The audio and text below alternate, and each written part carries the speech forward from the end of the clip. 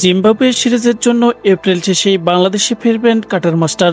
তাকে ১ মে পর্যন্ত সময়ের জন্য এনওসি অনাপত্তিপত্র দিয়েছিল বিসিবি। তাই নিশ্চিতভাবে আইপিএল এর শেষ দিকে বড় একটা সময় দলের সেরা এই উইকেট শিকারীকে চেন্নাই পাচ্ছে না। ৫ ম্যাচে এখন পর্যন্ত টাইগার পেসার ফিজের শিকার ১০টি উইকেটও, যা টুর্নামেন্টের সেরা উইকেট শিকারের তালিকায় রয়েছে তাকে।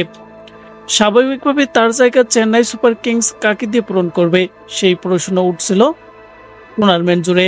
সেই জবাবটাই কি দিয়ে দিল আইপিএল এর সফলতম ফ্র্যাঞ্চাইজি। নতুন করে বিদেশি এক পেসারকে তারা দলে ফিরিয়েছে।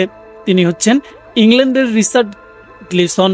তবে তাকে নেওয়া হয়েছে নিউজিল্যান্ড ওপেনার ডেভিড কনওয়ের বদলি হিসেবে। আসরের শুরু থেকে এই কিউ ক্রিকেটারের খেলা নিয়ে অনেক চেতা ছিল।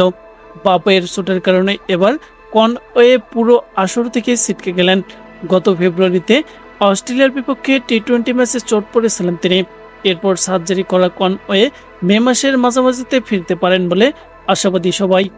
তবে সেটি আর সম্ভব নয়। তার পরিবর্তে স্বাভাবিকভাবে কোনো ব্যাটার নেওয়ার কথা ছিল। তবে চেন্নাই দলের ব্যাটিং লাইন আপ যথেষ্ট শক্তিশালী হয় বিদেশি খেলোয়াড়দের স্লোটটি পূরণ করা হয়েছে পেসার গ্লিসনকে দিয়েই। মোস্তাফিজের অনুপস্থিতি পূরণে হয়তো চেন্নাই একাদশে সুযোগ মিলতে পারে ইংলিশ পেসার গ্লিসনের। ৩৬ বছর বয়সী এই ক্রিকেটার ইংল্যান্ডের হয়ে ৬টি আন্তর্জাতিক টি-20 খেলেছেন।